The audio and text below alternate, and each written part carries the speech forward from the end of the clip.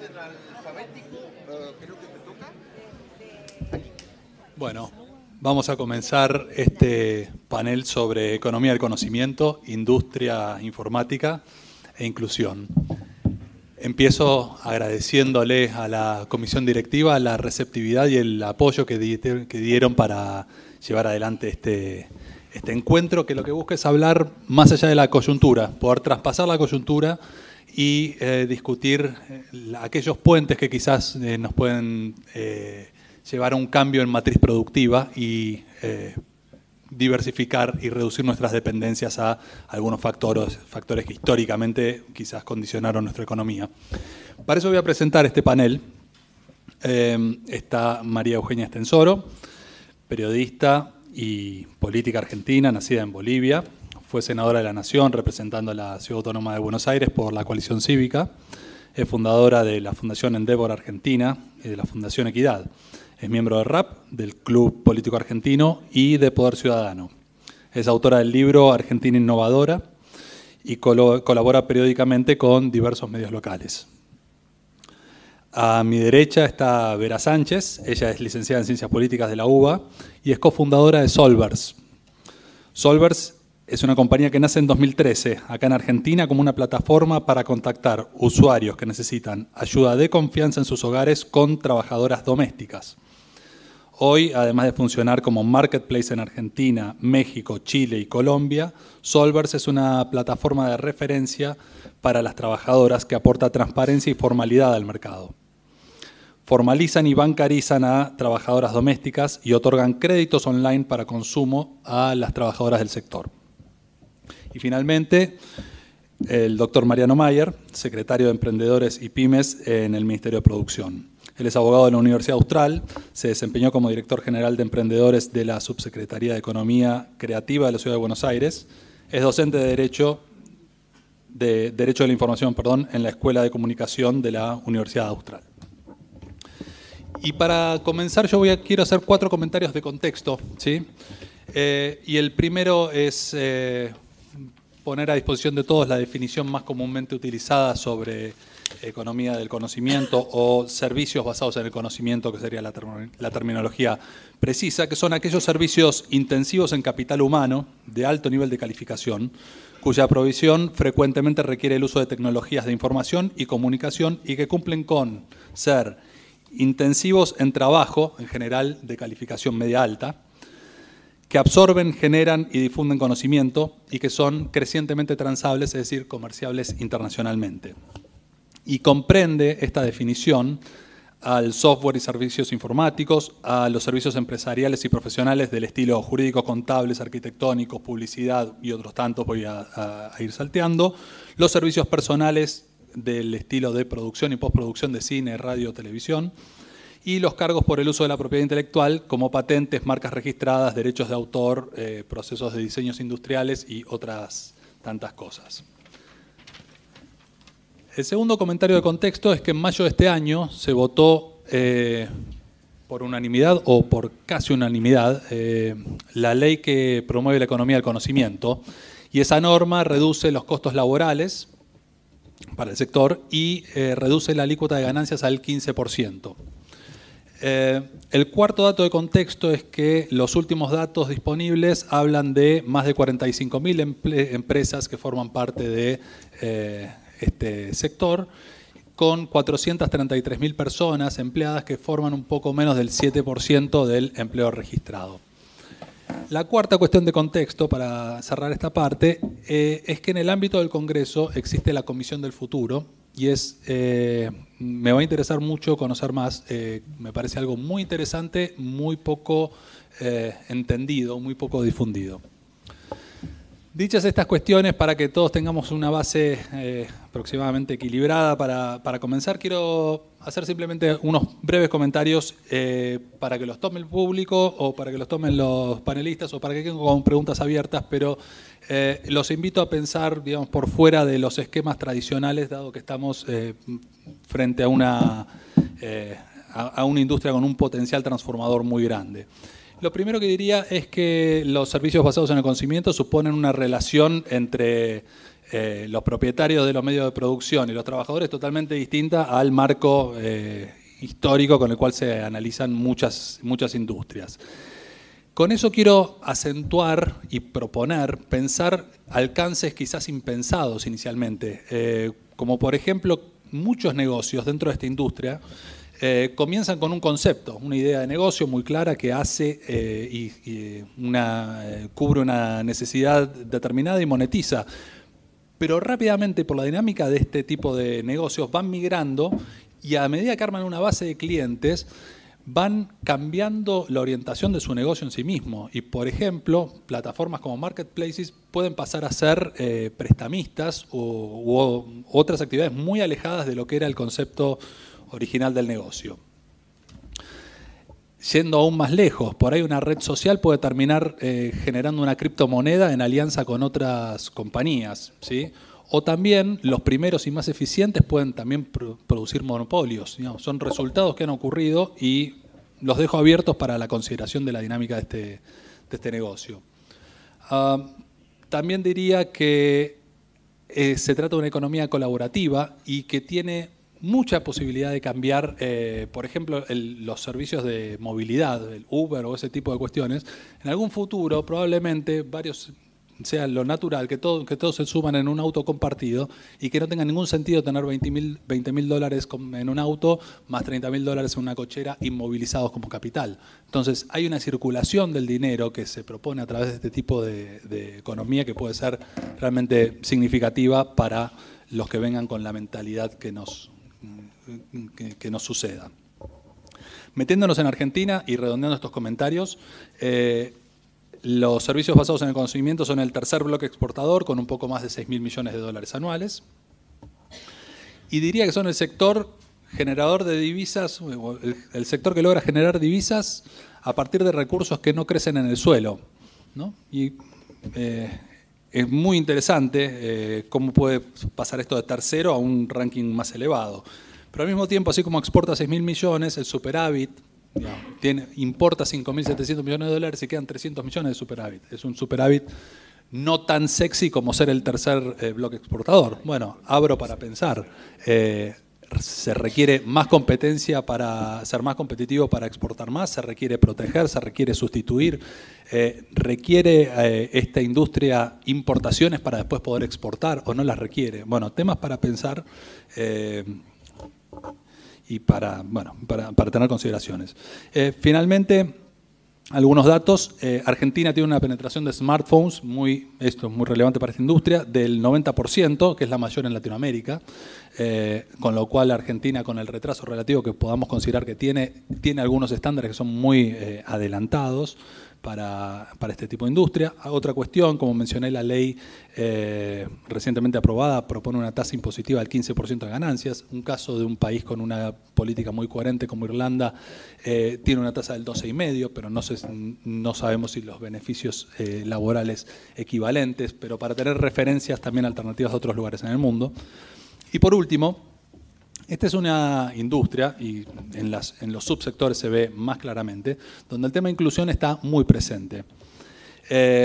Y acá se da el fenómeno de una industria nueva con una estructura vieja en muchos casos, ¿sí? Donde vuelve a aparecer brechas de género, vuelve a aparecer un déficit en el acceso a cargos relevantes y yo propongo pensarlo o lo veo como en dos modelos que colisionan.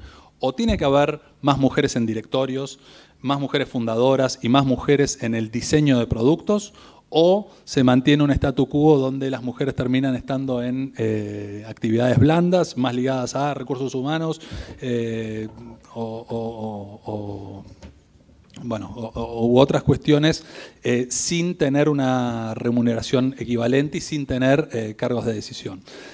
Es muy importante acá dejar planteado que hay formación de mujeres en habilidades de ciencia, tecnología, ingeniería y matemáticas. Hay varias iniciativas de distintos lugares.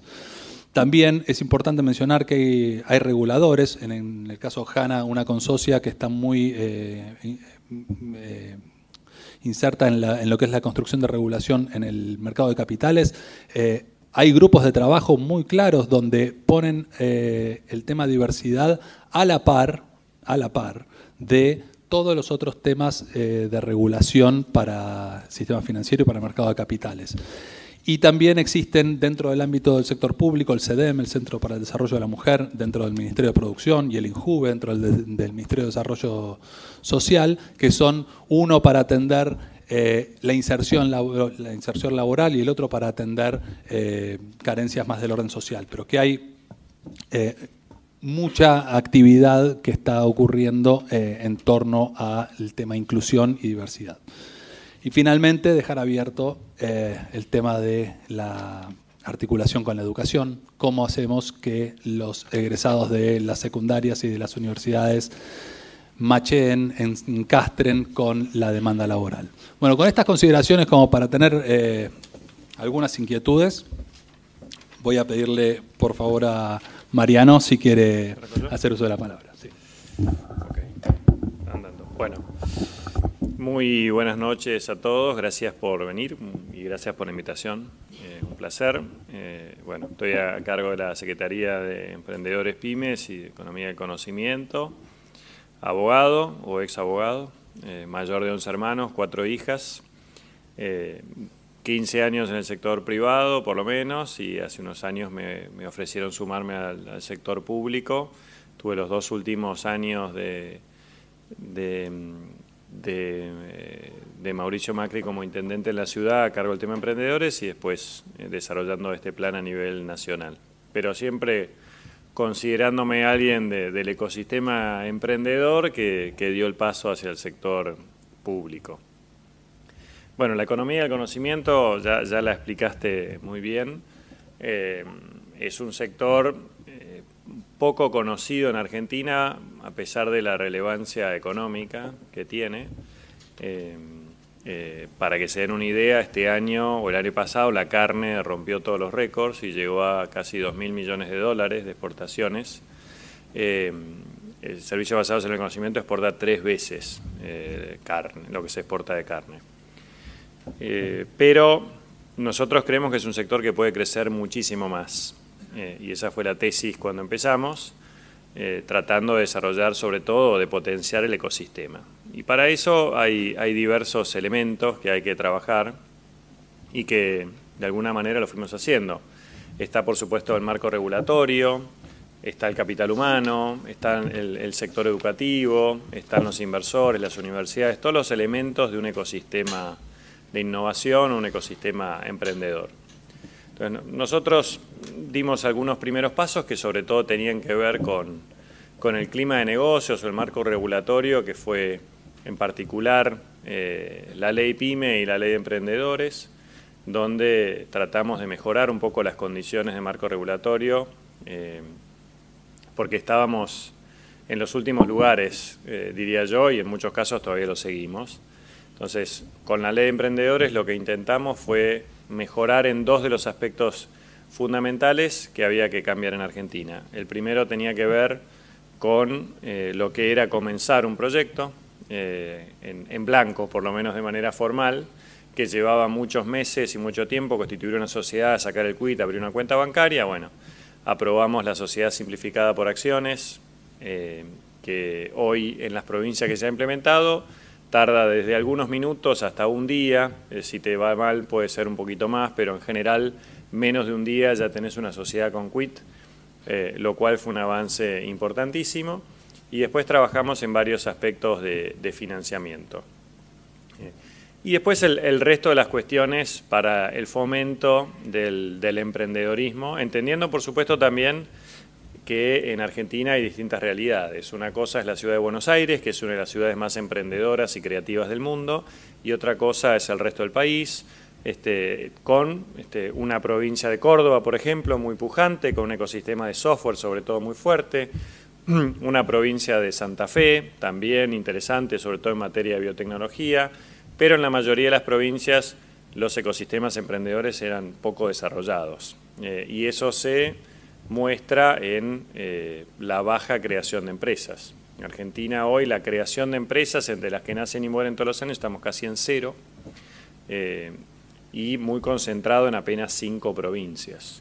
Argentina, en consecuencia, tiene hoy un índice que es el per cápita de empresas que hay en nuestro país, es menos de la mitad que lo que tiene el resto de los países de la región, ni siquiera de la OCDE o del mundo, ¿no? Estamos con muy poca densidad empresarial, especialmente en la gran mayoría de las provincias que no están en la zona núcleo, y eso genera estos desbalances entre empleo privado y empleo en el sector público que hacen en muchos casos inviables muchas economías.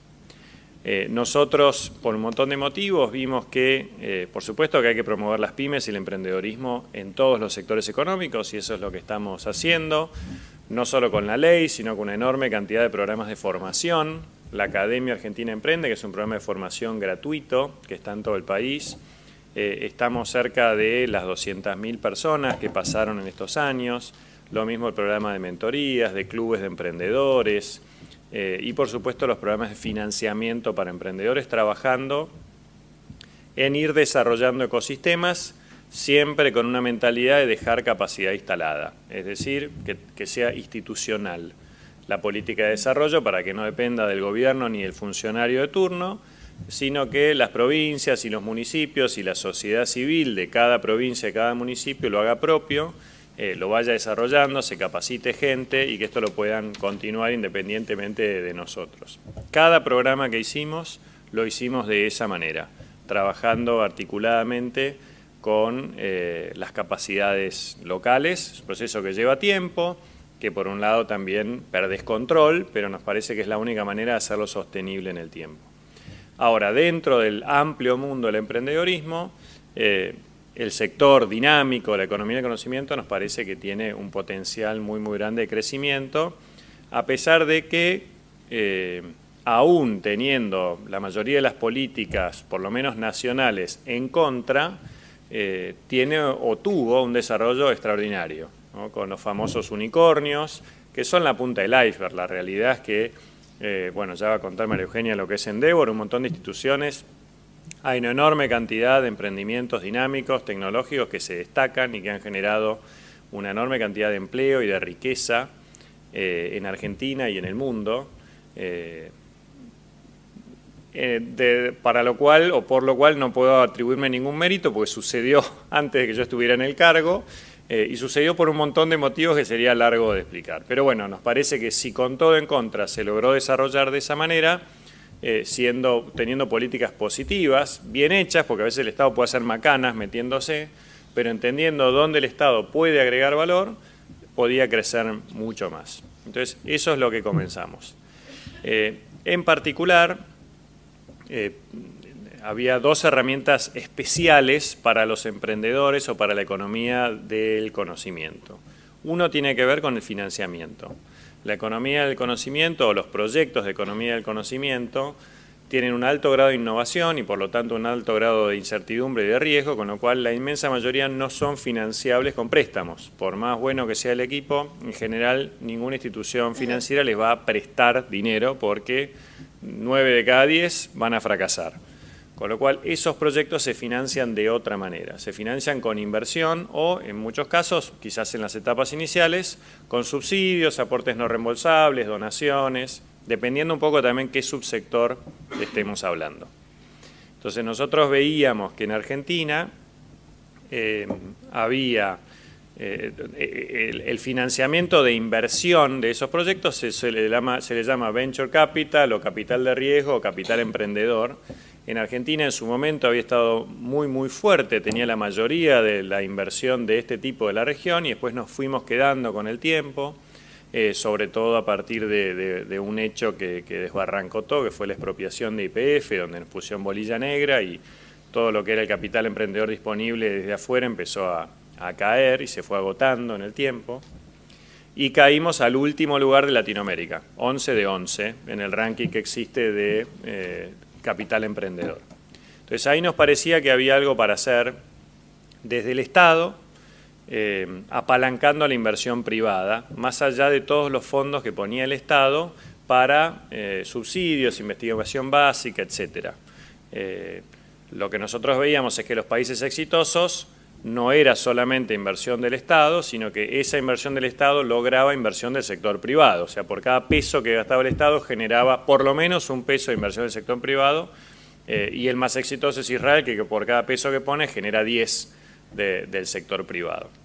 Entonces, esa metodología nos parecía la correcta. Estudiamos todos los modelos del mundo, trajimos a los especialistas y diseñamos un plan para apalancar la inversión privada para emprendedores de la economía del conocimiento. Para eso creamos un fondo de fondos en la Ley de Emprendedores y lanzamos los programas con 3 fondos, dependiendo las 3 etapas de desarrollo de un proyecto: el fondo semilla, el fondo aceleración y el fondo expansión. Trajimos un jurado internacional con especialistas de distintos países, hicimos una convocatoria, se eligieron. Lo mismo que el programa está inspirado sobre todo en cómo hizo Israel, su gran salto de calidad, coinvirtiendo con aceleradoras, incubadoras y coinvirtiendo con fondos.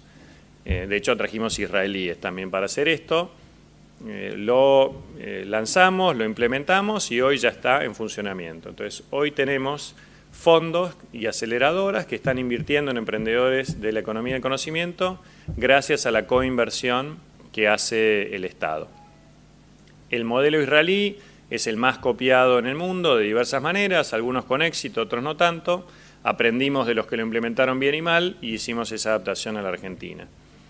Y después tomamos algo también del modelo americano. El modelo americano no hace coinversión, sino que da incentivos fiscales para la inversión en economía del conocimiento. Entonces, también en la ley incluimos un incentivo fiscal, con lo cual hoy en Argentina tenemos los 2 modelos: la coinversión del Estado y el incentivo fiscal, que es el que sobre todo utilizan los inversores ángeles, como se les llaman, y las grandes compañías. Ya se lanzaron 2 fondos corporativos, uno de YPF para el sector energía, otro de Arcor y Coca-Cola para el sector alimentos, apalancados en este incentivo fiscal que pusimos en la ley.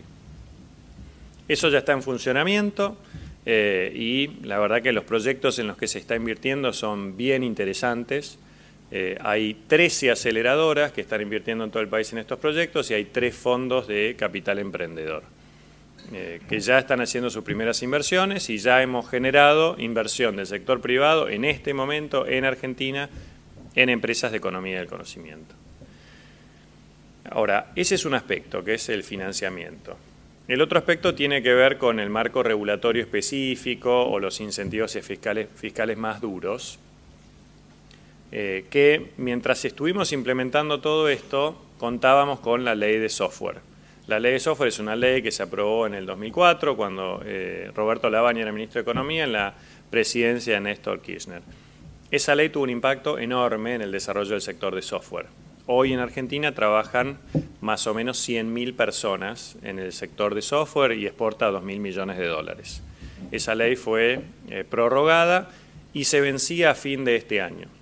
Con lo cual, en paralelo, mientras hacíamos lo anterior, empezamos un proceso de una mesa de trabajo con el sector de software y con el resto de los subsectores de la economía del conocimiento para ver qué hacíamos con esta ley cuando finalizara.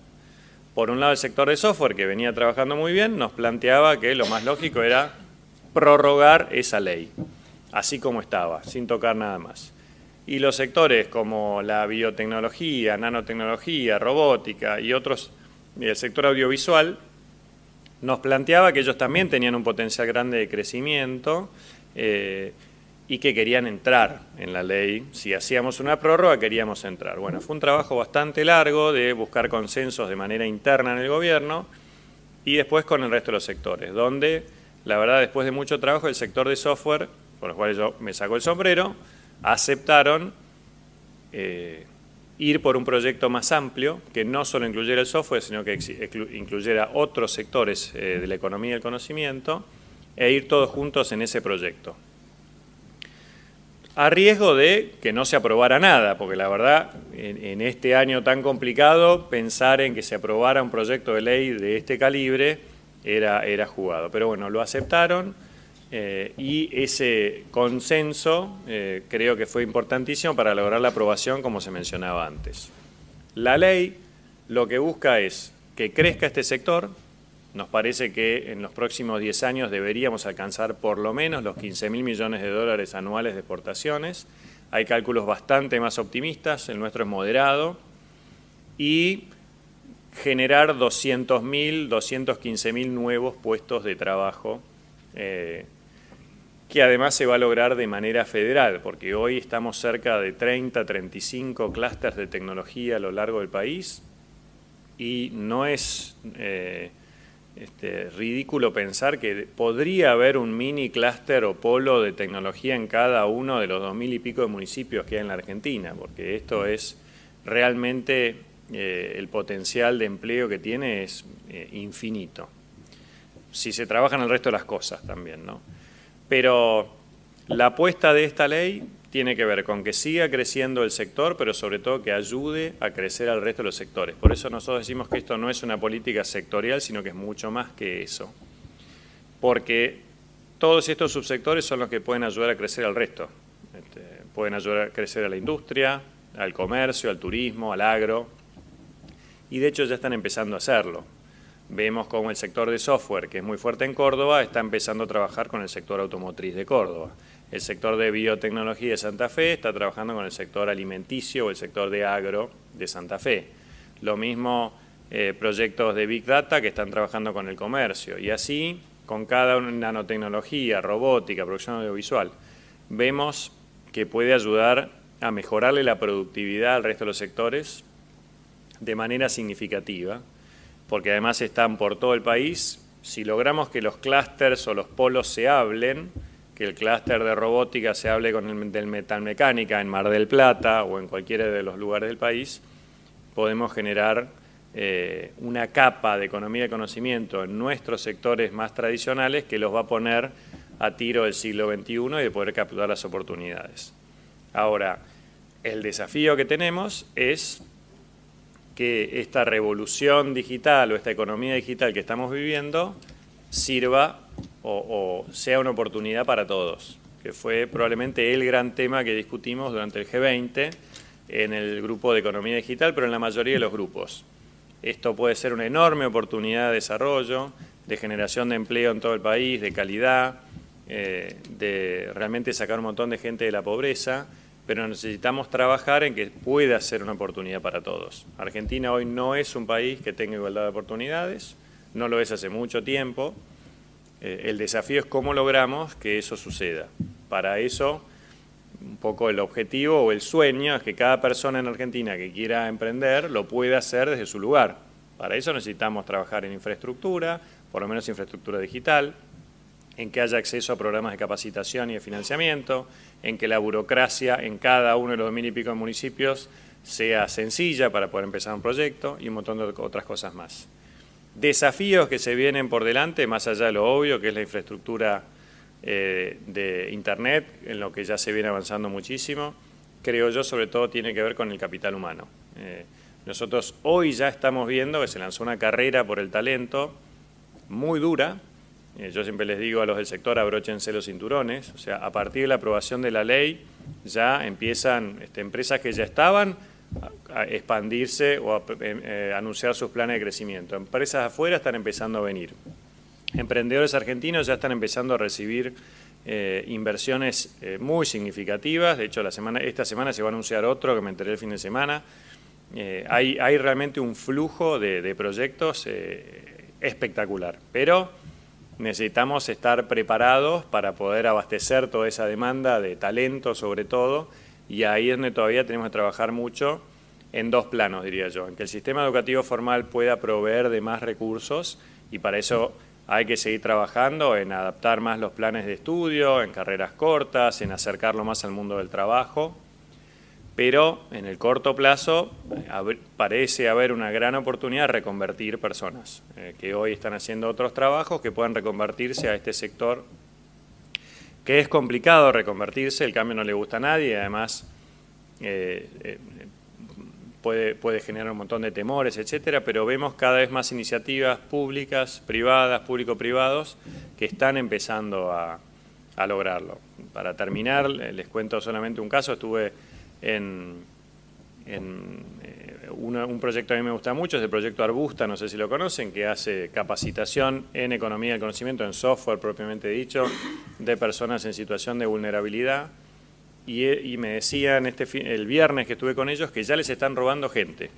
O sea, ellos entrenan, toman personas en situación de vulnerabilidad, les enseñan con una metodología muy particular que tienen a empezar a trabajar en testeo de productos, o sea, ser una empresa de software, y hoy ya se los están robando empresas tecnológicas, o sea, que han de alguna manera demostrado que se puede tomar a una persona que no sabe nada y que viene de algún lugar difícil y lograr que sea cotizado por empresas de tecnología, ¿no? Por supuesto que es un trabajo muy, muy duro, pero que entusiasma, y si se logra un poco darle volumen y escala a este tipo de iniciativas, tenemos una oportunidad de reconversión de gente gigante, que es, yo creo, uno de los grandes desafíos que tenemos si queremos que esto sea para todos, porque en particular lo que me preocupa a mí son las pymes, y es lo que le preocupaba a todo el grupo de G20. O sea, los emprendedores tecnológicos claramente van a aprovechar esta oportunidad, y ni hablar con estos marcos normativos, programas, etcétera. Ahora, ¿cómo hacemos con las pymes de los sectores tradicionales,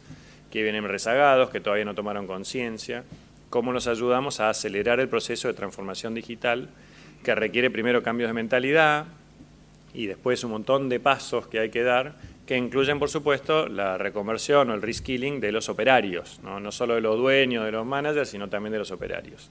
Eso es lo que hay que prestarle muchísima atención si queremos que esto sea una oportunidad para todos y no una amenaza, ¿no? Pero esto está pasando, nos guste o no, con lo cual ahí hay que ponerle foco. Y después un tema en el que no voy a andar, porque me imagino que María Eugenia va a andar, que es, hoy tenemos un stock de proyectos muy interesantes, en particular proyectos de ciencia y tecnología. Las 3 aceleradoras están empezando a invertir en proyectos realmente espectaculares. Hace poquito salió uno que es el de las abejas, el de B-Flow, que es de una de las aceleradoras con las cuales nosotros estamos convirtiendo, y tienen, ¿no lo saben? Son 2 investigadores de Mar del Plata que se juntaron con un emprendedor tecnológico que estaba haciendo otra cosa, nada que ver, y armaron un proyecto que se llama B-Flow. Ellos entrenan abejas para mejorar la polinización de los cultivos en donde la polinización es más difícil. Yo no sabía bastante de abejas, pero no sabía que había cultivos como el kiwi, por ejemplo, en donde la flor está de una manera determinada que hace que las abejas no vayan. Entonces, en muchos casos la polinización se hace con un spray, a mano.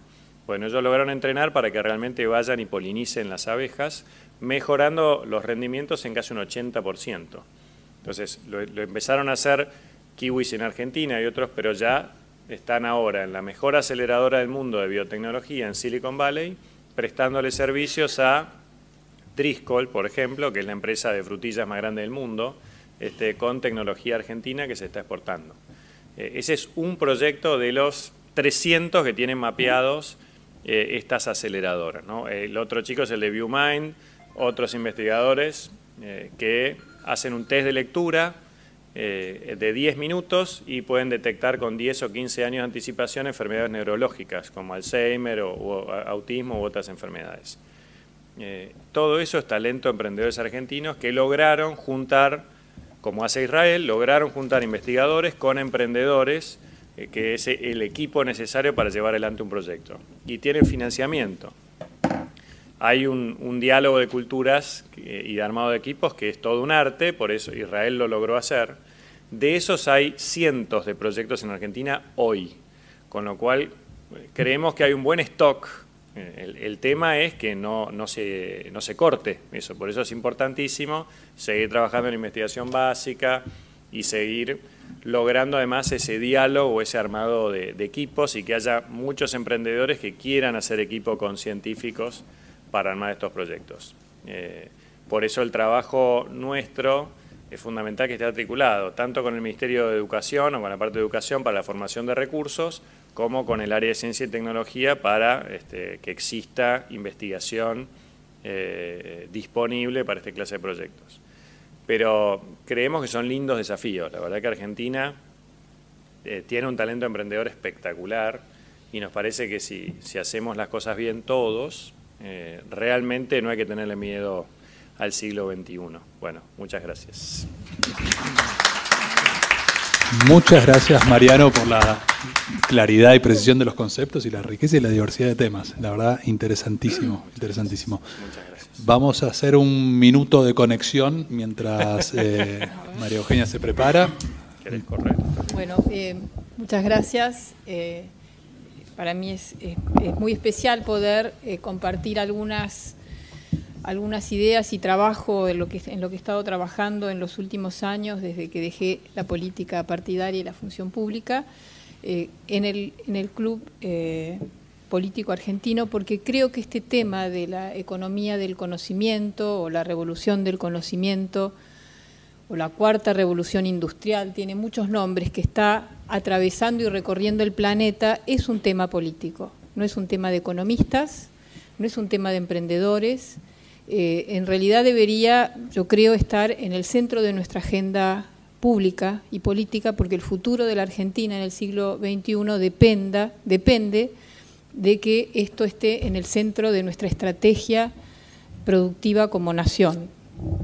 Y como bien explicó Mariano, hay que eslabonar todo, desde la educación, el sistema científico, los emprendedores, el sistema productivo. Entonces, este es un tema político muy importante y lamentablemente uno no ve que los dirigentes estén... listo. Bueno, yo en este tema no soy neutral, les tengo que decir, sino que tengo una posición tomada, tengo un deseo, un anhelo y un sueño, que es que la Argentina se convierta en los próximos 10, 20 años en el polo de innovación científico-tecnológico de Latinoamérica para la economía global. Así como Israel lo decidió hace 30 o 40 años de ser el país que exportaba naranjas y flores, y íbamos a ver Israel por los kibbutz, las granjas en medio del desierto. Hoy es una potencia tecnológica y por eso tiene un PBI que es per cápita que es similar al de Europa.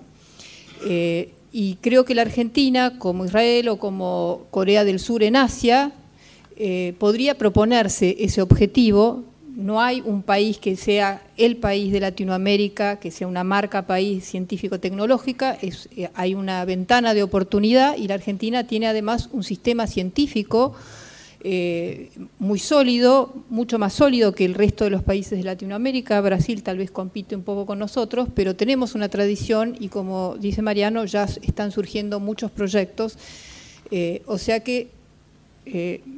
yo creo que nuestro desarrollo viene por ahí. En el año 2015, cuando renuncié a mi banca en la legislatura de Buenos Aires, bueno, hacía unos meses tuve una cena con Andrés Oppenheimer, un periodista argentino que ustedes conocen, había publicado este libro, Crear o Morir, donde él dice que los avances científicos tecnológicos van a separar a los países avanzados de los que van a quedar atrasados, rezagados, a la deriva. Y que la educación y la innovación van a ser lo que va a o crear el futuro, un futuro mejor y distinto para Argentina, o simplemente nos vamos a quedar atrás. Y cuando leía el libro de Andrés, yo decía, ¿pero qué hago en la política? Porque a fines de los años 90 fui una de las fundadoras de la Fundación Endeavor, que justamente lo que nos propusimos en esa época fue identificar emprendedores, innovadores de alto impacto, como estaban surgiendo con las .com en otros países, y en realidad nos propusimos incubar una nueva generación de empresarios argentinos que no fueran depredadores de riqueza, sino creadores de riqueza, y crearan las multinacionales argentinas que el país necesitaba para crear riqueza y puestos de trabajo. Y lo más insólito es que ese sueño se realizó, porque Marcos Galperín, los de Globant, bueno, Despegar.com, todos los unicornios salieron del apoyo que tuvo Endeavor. Vimos que con acceso a información, a contactos internacionales, a lo que hoy se llama un ecosistema, que es trabajar no solo y tratar de ser el magnate que después va a destruir al resto, sino con lazos de reciprocidad y donde se comparte la información, los aciertos, los desaciertos, y saber que trabajando en red uno puede lograr mucho más. Bueno, los emprendedores argentinos mostraron y eso es lo que ya también explicó Mariano, en los últimos 20 años, cuando empezó la economía digital, digamos, de la información, la Argentina cayó el 2001, después la mega devaluación, después la inflación, después el cepo, el aislamiento financiero, el default. Peores cosas no nos podrían haber pasado y sin embargo los emprendedores argentinos de tecnología fueron los que más se destacaron, los que más crecieron.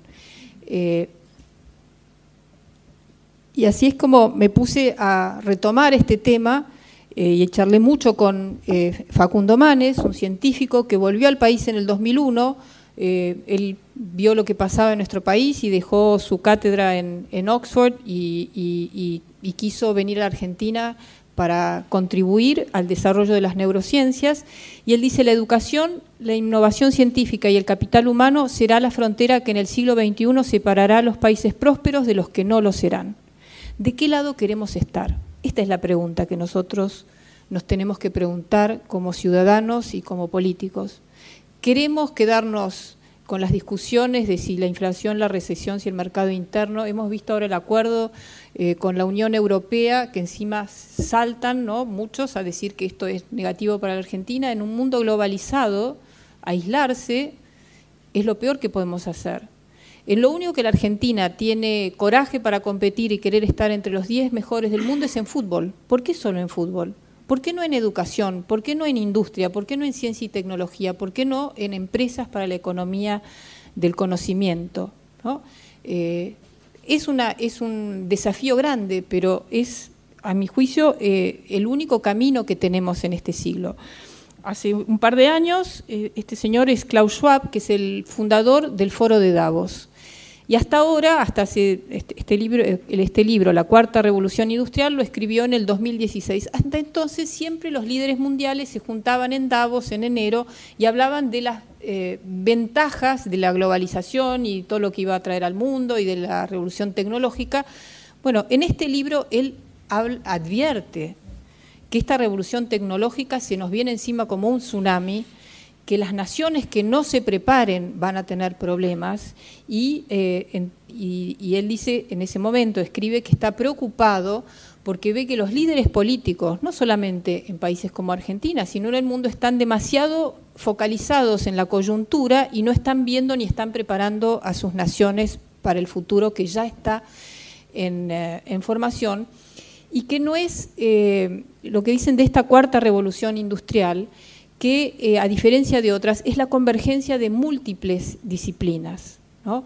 Es la inteligencia artificial, la automatización, la Internet de las cosas, pero también la genética, la neurotecnología, la bioeconomía, es el Internet de las cosas. Bueno, todo va convergiendo y entonces los cambios son exponenciales, no son graduales. El mundo puede cambiar radicalmente en 20 años.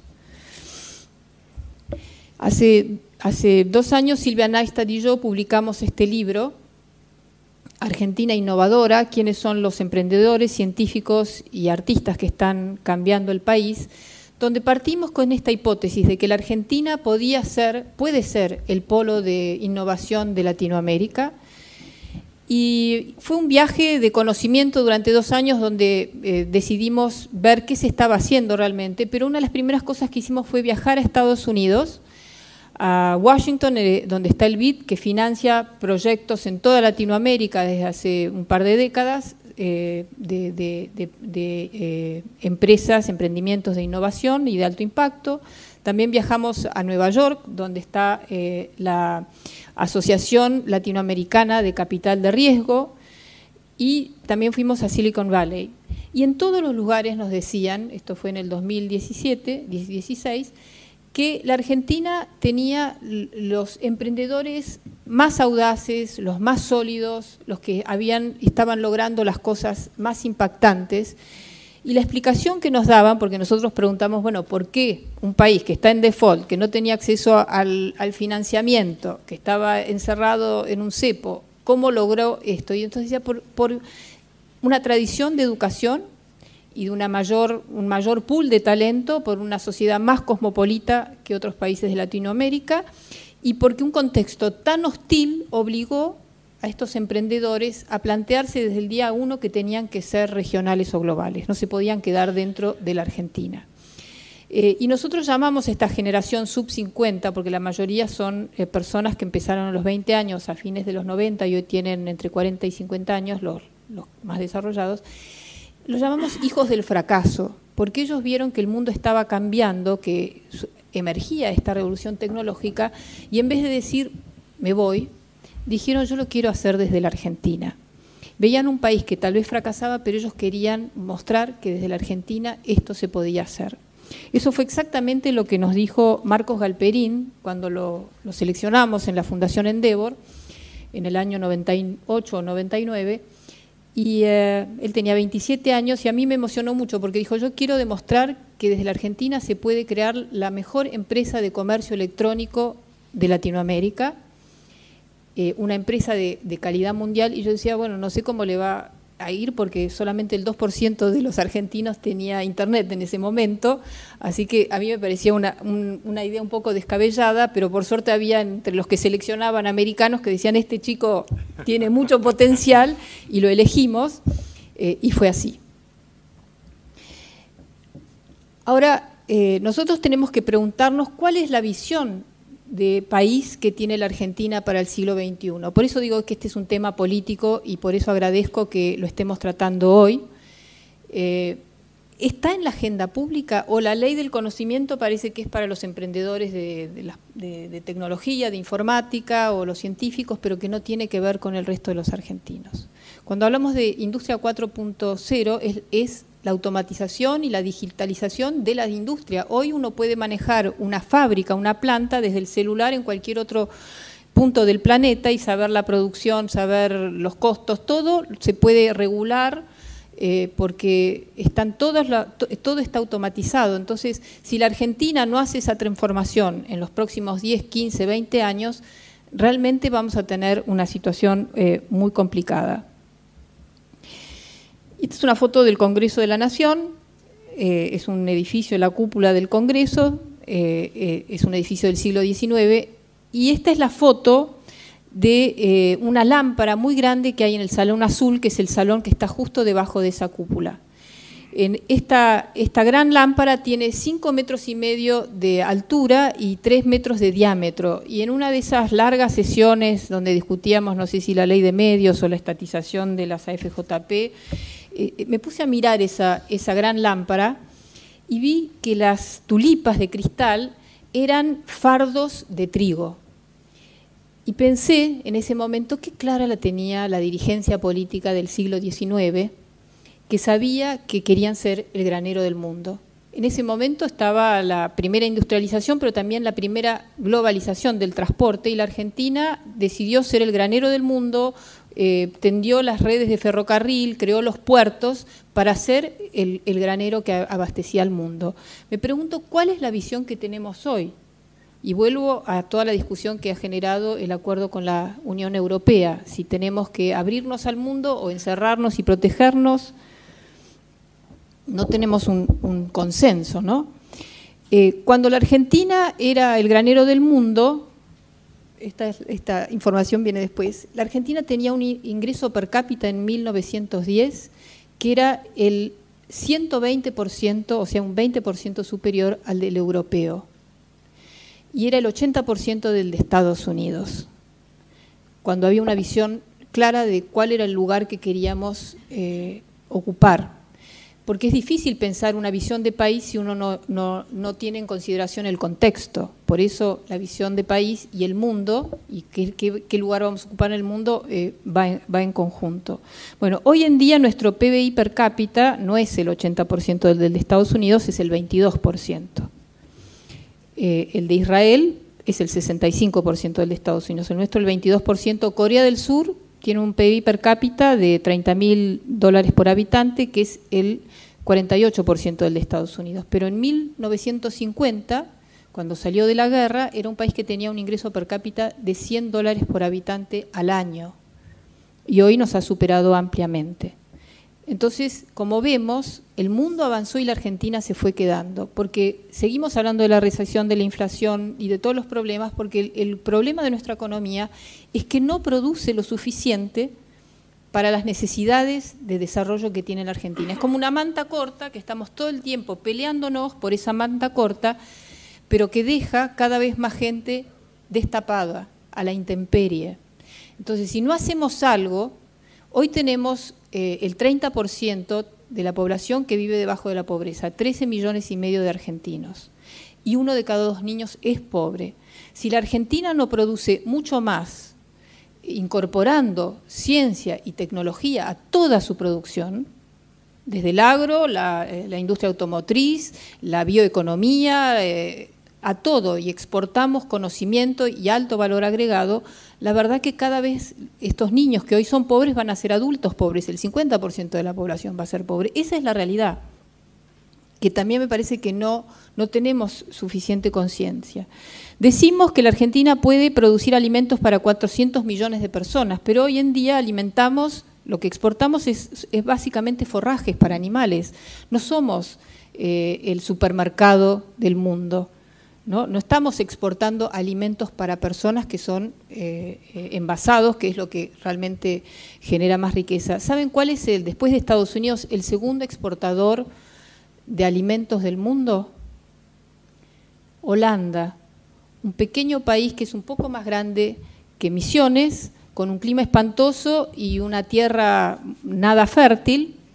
Exporta 100.000 millones de dólares al año, nosotros 35.000, y tienen superávit. Ellos importan muchos alimentos y después los reexportan, pero también producen, meten mucha ciencia y tecnología.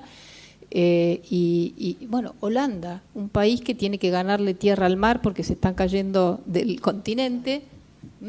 En cambio, nosotros somos el granero del mundo y exportamos y producimos mucho menos. No nos salvamos ni con una buena cosecha y ni siquiera con vaca muerta, porque la energía fósil es una industria que está en declinación. Tenemos la suerte de tener energía, que por suerte ahora hemos decidido producirla en vez de importarla, y vamos a poder aprovecharla para nuestro desarrollo en los próximos 20 años. Pero en realidad las energías que se vienen son las energías renovables.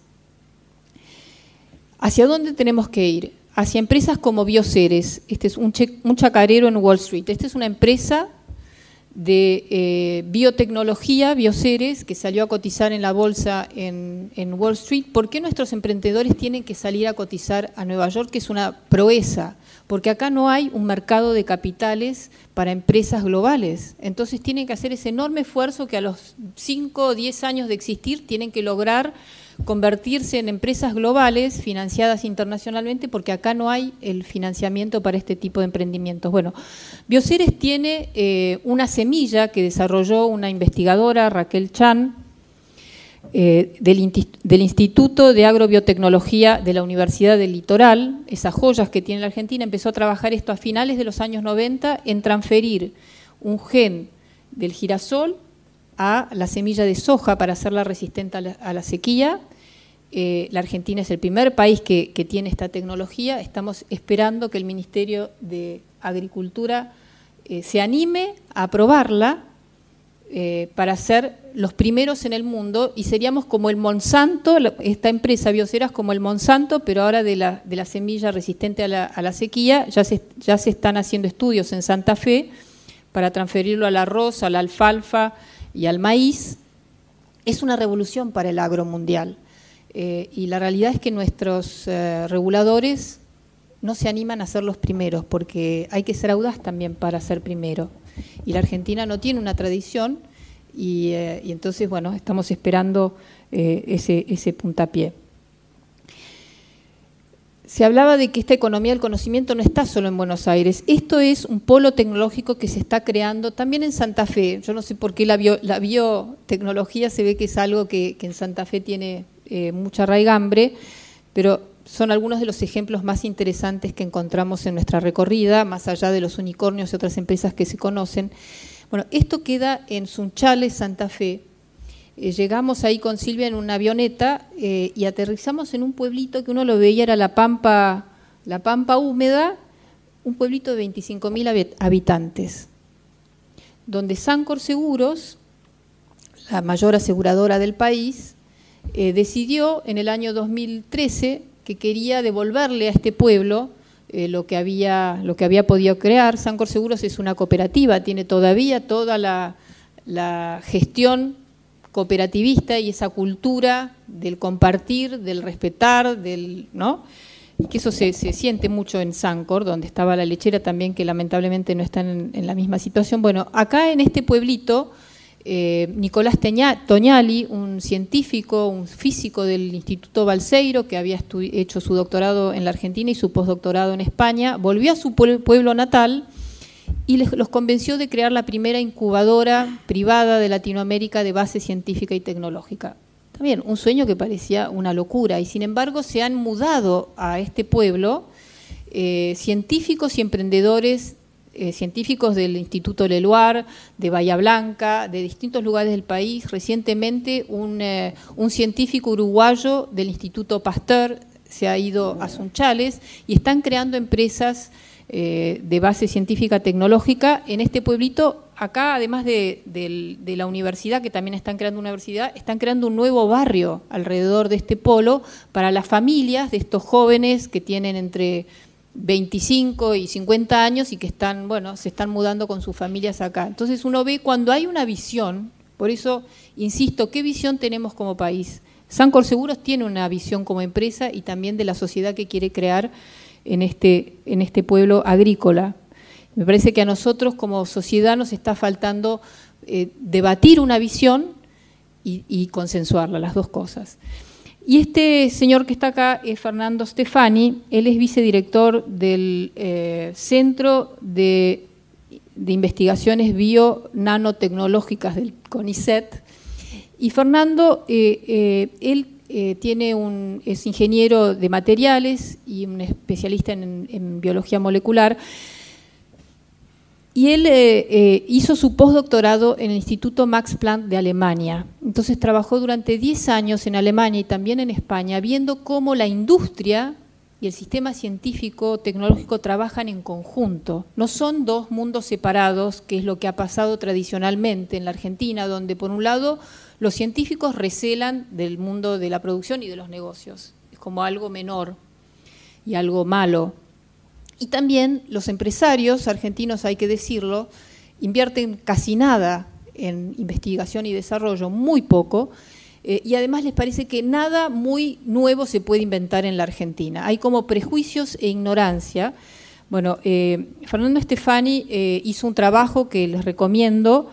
A ver si tengo acá, ahí está el link, el de abajo más corto sirve igual que el de arriba largo, que es un estudio muy interesante de por qué, si todo lo que se invirtió durante el kirchnerismo en ciencia y tecnología, esa fue su hipótesis, se impactó en el desarrollo económico del país, y lo que descubrió es que los países que han dado un salto enorme en su desarrollo y su ingreso per cápita, invierten por lo menos el 1,5% del PBI.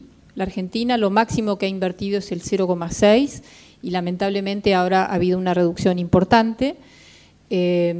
O sea que nunca hemos hecho el esfuerzo que se necesita para que realmente eso impacte en nuestro desarrollo económico, y nunca la ciencia y la tecnología ha estado en el corazón de nuestra estrategia productiva, que es lo que tenemos que empezar a pensar hoy.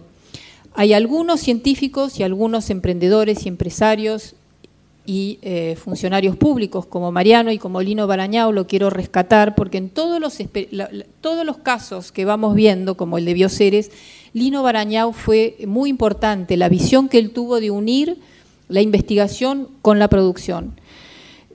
Para terminar, este es Bernardo Hussein, decía: los países ricos lo son porque dedican dinero al desarrollo científico tecnológico, y los países pobres lo siguen siendo porque no lo hacen. La ciencia no es cara, cara es la ignorancia.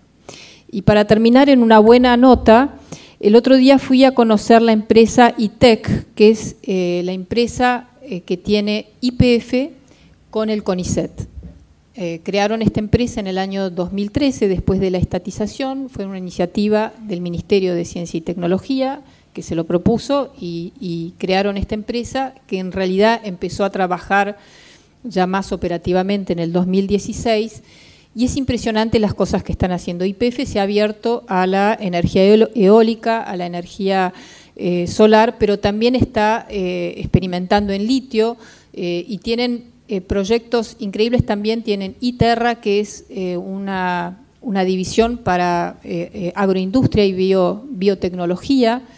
Por ejemplo, están lanzando al mercado un insecticida que es biológico, o sea que es amigable con el medio ambiente y que además mejora la productividad de las cosechas.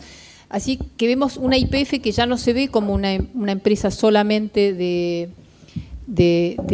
energía fósil, de petróleo, sino que está abierta a este nuevo paradigma, y lo que es maravilloso es ver científicos y técnicos, porque en este mundo no todos tienen que ser doctores en física o en biología. En todos estos emprendimientos se necesitan muchos técnicos en biología, técnicos en física, electricistas, ¿no? Digo porque para el tema del talento no se necesitan que sean universitarios, se necesitan escuelas técnicas y profesionales de muy alto nivel, pero que es una salida laboral muy interesante para muchísima gente. Así que yo creo que nuestro potencial va por acá y espero que ustedes empiecen a ser replicadores de esta visión que es necesaria si la Argentina quiere producir muchísimo más y poder sacar a millones de personas de la pobreza y darle otro futuro a nuestros hijos y nietos. Muchas gracias.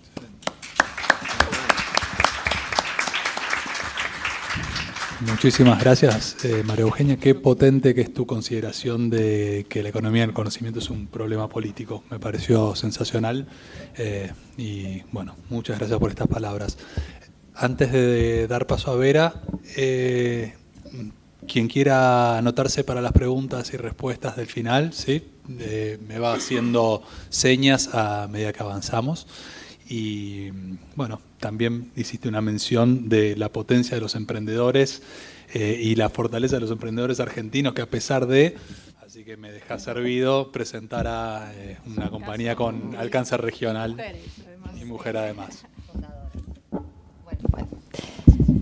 Gracias por la invitación y para mí además es un honor compartir este panel con Mariana y con María Eugenia. Un poco escuchando todo lo que contaban, mi idea es recorrer algunos de los conceptos que fueron mencionando tanto Mariano como María Eugenia, contándoles y compartiéndoles el caso de Solvers. Solvers es un emprendimiento que nació en Argentina en el año 2013, fundado por mujeres. Mi socia es ingeniera en sistemas, yo soy politóloga, vengo también de las ciencias un poco más blandas, pero pudimos hacer algo en tecnología juntas. Cuando nosotros nacimos en el 2013, teníamos la idea de resolver una problemática habitual, no solamente en Argentina, sino en todos los países. Nosotros hoy estamos en distintos países de América Latina, que era el tema de poder usar la tecnología para que personas se conectaran. ¿Qué personas? Personas que necesitaban ayuda de confianza en sus hogares con trabajadoras domésticas que buscaban trabajo. Entonces, dimos muchas vueltas sobre cómo era la forma convencional en la que la gente encontraba ayuda en sus hogares. Y lo que encontrábamos en Argentina, en México, en Chile, en Colombia, en todos los lugares donde luego desembarcamos, es que las personas para las tareas del hogar son indispensables para las familias, ni hablar para las mujeres muchas veces, son como sus aliadas, pero que en general le preguntaban a alguien que conocían si la que trabajaba en su casa no tenía una amiga, una hermana, alguien para recomendar. Y lo cierto es que sobre esa persona que alguien más recomendaba, la persona que luego iba a contratarla no tenía demasiada información, sino más bien que venía de parte de alguien. Entonces, un poco lo que intentamos hacer con Solvers fue, a través de la tecnología, poder incorporar registros de todas las trabajadoras que quisieran estar dentro de nuestras plataformas muy completos. Entonces armamos para todas ellas un currículum online, de manera que cuando el cliente hiciera su pedido y la persona se asignara con una serie de algoritmos que usamos, geolocalización y demás, bueno, la persona que recibiera a la persona tuviera mucha información, más de la que en general tenían sobre la persona que iba a sus casas a realizar las tareas de limpieza, o también trabajamos con cuidado de personas. Entonces, así nació Solvers en el 2013, en una aceleradora en Argentina que se llama NextTP Labs. Y acá agarro uno de los temas que mencionabas vos, Mariano, que es el tema del financiamiento en los emprendedores y cuán importante es. Nosotros en el 2013, cuando nacimos, no había tantos fondos en Argentina, y el emprendedor, y sobre todo el emprendedor en tecnología, necesita fondos que no sabe ciertamente, digamos, qué fruto van a dar. Inversiones de riesgo. Entonces, en ese momento nosotros decidimos ir a buscar financiación a México. Y bueno, lo bueno fue que nos permitió validar nuestro modelo. Dijimos, bueno, esto funciona en Argentina, creemos que en todos los países de la región existe la misma problemática. Una aceleradora que nos invirtió algo de dinero en ese momento y que además nos permitió desembarcar en México con nuestro modelo. Y así fue. La aceleradora se llama 500 Startups, lo menciono por si a alguien le interesa el tema. Y bueno, y con este mismo modelo lanzamos en México y descubrimos que era viable, que existía la problemática, pero lo que íbamos descubriendo además era que las trabajadoras domésticas se animaban a utilizar la tecnología para encontrar trabajos. Ese era al principio nuestra duda. No sabíamos qué tanto iban a animarse. Y con el tiempo lo que empezamos a darnos cuenta es que cómo no iban a animarse si la forma que tenían, y que en general las trabajadoras domésticas de encontrar oportunidades laborales era por contactos. Entonces, no es lo mismo que la oferta de trabajo llegue una vez que una amiga, una conocida, una familiar le comente que alguien necesita ayuda, que ellas puedan, desde una aplicación en su teléfono celular, que hoy la penetración es muy alta, María Eugenia decía en Argentina, en Chile también es muy alta, en México no tanto, pero bueno, el volumen es muy grande de trabajadoras, entonces siempre hay algunas que tienen acceso. Y entonces ellas de repente desde su teléfono pueden conectarse con un montón de ofertas de trabajo disponibles, que aparte ellas pueden elegir si les cierra, si les conviene, y una vez que para ellas la opción es viable, bueno, se postulan, dicen, bueno, a mí me gustaría hacerlo. Luego, bueno, una serie también de algoritmos se encargan de asignar y demás. Así nacimos. Fue muy importante la financiación en ese momento y fue muy importante para nosotros poder mostrarnos en otro país, porque permitir validar el modelo en México a nosotros nos permitió recibir inversión también. Nuestro primer fondo inversor fue mexicano, Sauer Ventures, así que para nosotros fue muy importante. Ahora, ¿qué vino después? Solvers nace como un marketplace, como esta plataforma para conectar las dos puntas, pero comenzamos a darnos cuenta que había más que nosotros podíamos hacer, no solo por los clientes que le estábamos facilitando la forma de encontrar a una persona de confianza, sino también por la comunidad de trabajadoras. Fue muy impactante. Empezamos a darnos cuenta que llegaban de manera muy espontánea, prácticamente no teníamos que hacer esfuerzos, y el boca en boca tuvo un efecto fuerte y cada vez más trabajadoras se acercaban a nuestra plataforma, en principio en busca de trabajo. Y ahí empezamos a pensar que era lo próximo que podíamos ofrecerles. Y nació otra herramienta, además del marketplace, que se llama Solvers Pagos, que es una herramienta para, por un lado, facilitarle al cliente el pago del sueldo de la empleada. Pero por otro lado, y acá es donde generamos un impacto importante, en la medida que el cliente empezó a desligarse de el pago diario y en efectivo a su empleada, y Solvers lo que hacía era pedirle una cuenta bancaria de la cual pudiera hacer un débito automático y pagar a su empleada, pudimos también a aquellos clientes que les costaba, que desconocían, que no sabían cómo formalizar a su empleada, decirles, mira, formalizar a tu empleada no es costoso. Bueno, de hecho en Argentina hay un marco legal muy favorable para el trabajo doméstico que no está todavía en otros países de la región. En Argentina formalizar una empleada es muy barato, desde 280 pesos por mes. En general la mayoría de las empleadas no lo saben, nosotros se los contamos, pero los empleadores tampoco. Entonces Solvers, con esto de decir, bueno, usa la herramienta, Solvers Pagos te resuelve el pago, lo hace todo más fácil, le preguntábamos al cliente, bueno, ¿vos le pagás de sueldo 5.000 pesos por mes, por ejemplo? ¿No querés que debitemos de tu cuenta bancaria 280 pesos más y la tenés formalizada?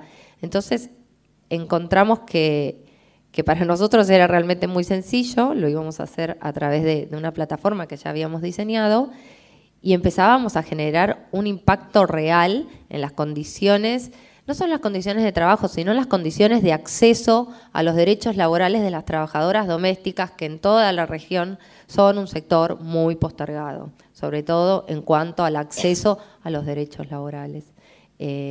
Podemos sentirnos orgullosos porque en Argentina estamos unos pasos por delante que el resto de los países de la región. Y así fue como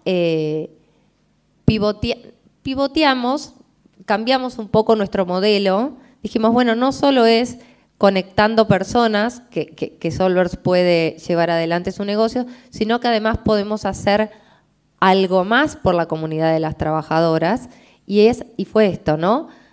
Mientras resolvíamos para el cliente la forma del pago de una manera más eficiente, que el cliente solamente tuviera que decir desde qué cuenta bancaria quería pagar, a la empleada, por un lado la estamos formalizando y por otro lado, para poder cobrar su sueldo, que es lo que hacemos, le abrimos una cuenta bancaria. Entonces también las estamos bancarizando.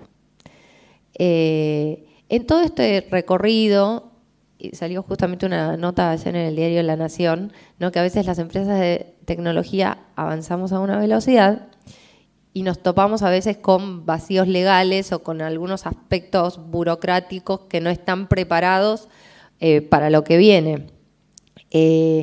A nosotros un poco nos pasó, si bien hay disposiciones del Banco Central que dice que cualquier empleada de casa particular puede tener una cuenta bancaria gratuita, y es así, a las empleadas de casa particular les cuesta mucho entrar al banco, aunque sea gratuito tener la cuenta sueldo. Entonces nosotros también logramos abrir en lotes cuentas bancarias para todas ellas y depositarles su sueldo ahí. Esto también es un cambio de concepto importante para ellas. En Argentina la trabajadora por horas, que es digamos, la más habitual o es el volumen más grande, la que trabaja algunos días en una casa, algunos días en otra casa, le costaba mucho amigarse con la idea de que su trabajo por hora iba a cobrarse por mes. Como que fue un cambio hasta que empiezan a cobrar el primer sueldo, tienen la tarjeta de débito, encuentran que es seguro tener el dinero ahí, encuentran que pueden hacer transacciones, que pueden acceder a descuentos, que pueden hacer transferencias, que pueden cargar la SUBE, que pueden hacer un montón de cosas con el dinero que tienen en su tarjeta. Entonces se van amigando con la formalidad y con la bancarización.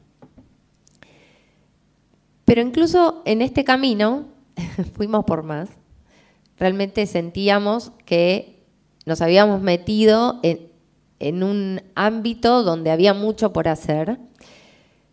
Y nosotros, que estamos permanentemente en contacto con las trabajadoras domésticas, también escuchábamos mucho sobre sus situaciones. Muchas de ellas estaban endeudadas, sobreendeudadas, tomando malos créditos, con tasas demasiado exigentes que las asfixiaban. Y fue, bueno, estoy contando además los casos pivot en los que continuamos. Hay otros casos pivot que probamos y no nos fue bien y bueno, tuvimos que dar marcha atrás. Entonces decidimos probar prestarles dinero a nosotros, financiar a estas trabajadoras, pero nosotros que las conocíamos y entendiendo un poco más sobre su comportamiento, prestarles a aquellos que sabíamos que ellas iban a poder devolver. Préstamos para consumo, en principio entre 2.000 y 5.000 pesos, con cuotas que no las asfixiaran. Sucede que las empleadas de casa particular, pese al esfuerzo que nosotros hacemos y a un montón de esfuerzos desde el sector público, todavía en Argentina está formalizada cerca del 35%. Es poco. Es decir, todavía dentro de la plataforma de Solvers hay muchas trabajadoras que nosotros sabemos que están trabajando, que sabemos con cuántos clientes trabajan, que podemos estimar su sueldo promedio, pero que todavía no están registradas. Por lo tanto, el primer requisito que le piden en cualquier entidad financiera para tomar un crédito, que es el recibo de sueldo, ya no lo podían cumplir. Pero sin embargo nosotros decidimos apostar y en base a un montón de información sobre ellas y su comportamiento que nosotros tenemos, prestarles. Y fue así como primero con algunas alianzas con otras empresas de tecnología que se dedicaban específicamente a créditos online, empezamos a hacer las primeras pruebas. Cuando nos dimos cuenta que ni siquiera lo hacían exactamente como nosotros queríamos, decidimos diseñar toda la división de créditos nosotros. Es así como hace más de un año que en Solvers entregamos desde nuestra organización créditos a empleadas domésticas. Y es gracias a este pivot y a animarnos que instituciones internacionales como el Banco Interamericano de Desarrollo, el BID, decidió apoyarnos. Recibimos a comienzos de este año una inversión de ellos específicamente en apoyo a esta política de créditos para mujeres de la base de la pirámide. Bueno, y es así como, contado muy rápidamente, la historia de Solvers desde su nacimiento hasta hoy fue cambiando, leyendo la coyuntura. Es algo que siempre los emprendedores tenemos y podemos hacer. Las empresas en tecnología, los startups en general, nacemos chicos y eso nos permite hacer cambios muy rápido. Las empresas más grandes o a veces más tradicionales, cuando quieren realizar cambios, tienen que mover estructuras más resistentes, más conservadoras y muchas veces más grandes. En el caso de una empresa de tecnología, realizar cambios para adaptarse a nuevas coyunturas, podemos hacerlo rápido. Ese fue nuestro caso. Además, si bien tenemos una cobertura bastante amplia en América Latina, somos un equipo chico. Y por supuesto todo esto lo podemos hacer porque nos apoyamos en la tecnología. Pero bueno, este fue nuestro recorrido desde Marketplace, pensado para solucionar el problema de encontrar personas de confianza, a FinTech, ¿no? Que hoy es un término tan de moda que no quiere decir más que tecnología aplicada a las finanzas. Entonces hoy las trabajadoras domésticas, que no necesariamente hayan encontrado a su cliente a través de Solvers, sino cualquier trabajadora doméstica, cualquier mujer que trabaje 4 horas por semana con algún empleador, puede tomar a través de la plataforma de Solvers estos créditos para consumo de manera online y en el día. No digo en el acto porque no es tan inmediatamente, necesitamos hacer algunas validaciones, pero sí en el día. Si lo solicita hoy, puede tenerlo hoy. Créditos que arrancan en 2.000 pesos, pero que además, y esto también es interesante, son mujeres que no tenían historial crediticio. Mujeres de las cuales no podíamos leer mucho sobre su comportamiento crediticio porque en general no estaban bancarizadas. Pero en Solvers lo van construyendo y lo van construyendo para Solvers o incluso para tomar créditos, si ellas quisieran, en algunas otras entidades. Hoy en día Solvers presta desde 2.000 hasta 20.000. ¿Sí? Pero bueno, ninguna arranca con un crédito de 20.000 pesos, pero sí va construyendo su historial para poder acceder a mejores montos y a tasas cada vez más accesibles. Entonces, este es un poco la historia del caso, la historia de Solvers, atravesando algunos de los puntos que compartieron antes Mariano y María Eugenia. La verdad es que no quiero meterme en cosas demasiado técnicas de Solvers, pero por supuesto me encantaría responder todas las preguntas que tengan al respecto.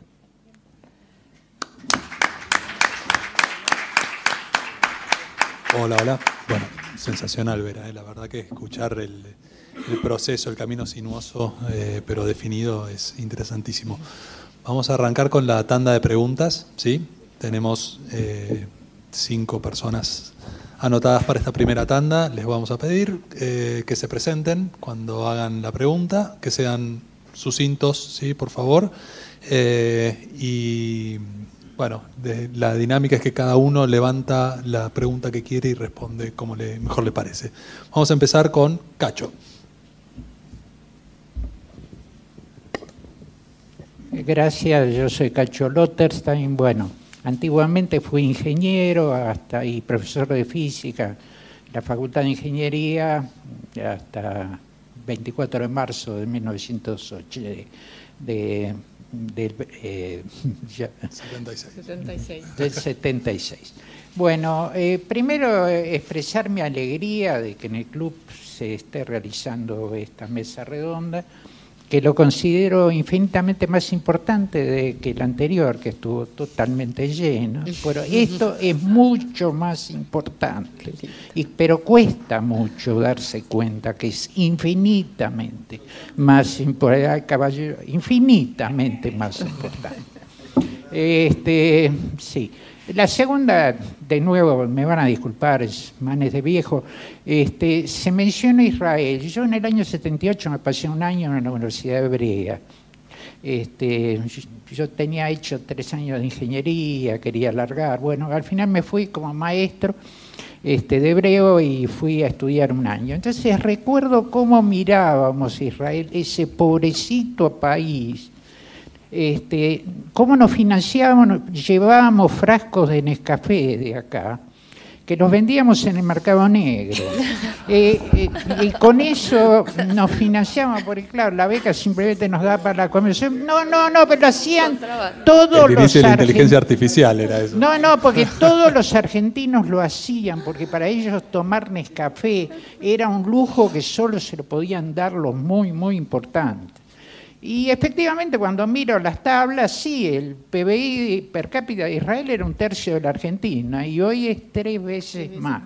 En medio tuvieron 6 guerras ellos. Es decir, esa idea de que vos tomaste, creo que la tomaron muy bien. Es una buena idea, a ver qué pasó ahí y de qué manera pasó. Ahora bien, quiero pasar a un segundo tema que la hablé con María Eugenia antes de entrar, es lo que ella dijo, si queremos dar el salto, hay que preparar material humano. Y bueno, entonces quiero hablar un poco de mi alma mater, que es la Universidad de Buenos Aires y la Facultad de Ingeniería, que la Universidad de Buenos Aires, el rector, hace pocos días, con enorme orgullo dijo que es una universidad bárbara, cosa que reconozco, que es la única que está dentro de las 100 primeras universidades del mundo, creo que estaba en lugar 67 o algo así, dentro de las 100 primeras. La segunda Argentina está del lugar más de 500, o sea, que realmente es extraordinaria. Entonces, yo les pregunté a María Eugenia, ¿cuántos ingenieros de sistemas por año saca la Facultad de Ingeniería de la Universidad de Buenos Aires? Bueno, ella empezó por 1000, les hago el resumen, por año sacan 9. 9. Saca 4 geólogos esta maravillosa Universidad de Buenos Aires, que es nuestro orgullo. ¿Cómo diablos se puede hacer algo con un animal como Barbieri, que es el rector, que además dice orgullosamente que esta es una universidad maravillosa y que estamos frente a esta realidad? Y la primera pregunta, ¿con estos animales vamos a poder hacer algo? para decirlo brusca, groseramente. La segunda, nuestros científicos son bárbaros. Yo fui director de investigaciones del INTI hasta el 24 de marzo. El presidente fue era otro socio del club, Eduardo Amadeo, nos echaron juntos los militares, fuimos ahí entre los soldados mientras salíamos, pero lo que quiero contarles es la idea de las patentes. ¿Cómo diablos es posible, ¿no?, que todo este sistema loco, científico, técnico, donde tenemos más técnicos que los franceses, porque estamos copiando, el CONICET es copiar el modelo francés, que tanto le gustaba a Husay. No comparto la admiración por Husay, y yo no hubiera puesto esa foto, pero en fin, eso lo podemos discutir. Aunque haya tenido el premio Nobel, y con todo respeto al premio Nobel, pero, por favor, ¿cómo es posible que nuestros científicos no solo no se preocupan en el tema de patentes, sino que cuando les digo, me miran con odio vendido al neoliberalismo? Gracias. Siguiente pregunta, Carlos Kramer. ¿Quién? Bueno, primero agradezco, porque de este tema conocía muy poco y he quedado sinceramente perplejo, porque si la tecnología puede vender en forma pesimista 15.000 millones de dólares en poco tiempo, sin necesidad de saber cómo andamos en el mercado de Chicago, sin necesidad de ver cómo es la expansión de la Tierra y sin necesidad de depender de condiciones meteorológicas, tenemos otra soja y no nos estamos dando cuenta. Desde luego, tengo alguna disidencia, María Eugenia, en cuanto a la historia. Habrás visto peñado el trigo en la mampara, pero los que gobernaban les importaba el frigorífico, no el trigo. La pampa gringa es lo que nos hizo el granero del mundo, pero acá gobernaban los terratenientes que le importaba el frigorífico, cuya única preocupación, repito a Sarmiento, era que las vacas que los toros empujen y las vacas sean complacientes. Todo lo demás. Y los gringos que hicieron la pampa gringa, que era el granero del mundo, no tiraron manteca al techo en París, eran originariamente arrendatarios, y no voy a hacer la historia del grito de Alcorta para acá. Ahora, dentro de esta perplejidad, hago dos preguntas concretas. La primera, al desarrollo de este polo tecnológico, lo que firmó la Unión Europea con el mercado común, ¿beneficia, perjudica o es neutra? En segundo lugar, esta no es una pregunta que le hago a la mesa, es una pregunta que me hago. ¿Cómo este tema no forma parte del discurso central de los candidatos a presidente? Excelente pregunta. La dama de la tercera fila, si por favor te puedes presentar. Buenas noches. Soy Luisa Morro Bernard. Yo le quería preguntar por la infraestructura digital que mencionó el señor Meyer. Sí. Porque, o sea, desde que yo soy de Entre Ríos, ¿no? Y paso bastante tiempo en el campo, estoy a 300 kilómetros de acá, no demasiado lejos, y no hay forma de conectarse a internet. Y yo tuve oportunidad hace 2 años de hablar con el señor Ibarra, que estaba a cargo ya a esa altura de la parte de comunicaciones, cuando después pasó a su cargo, y él me dijo, en 1 año no vas a poder creer, pasaron 2 y sigo exactamente igual, no.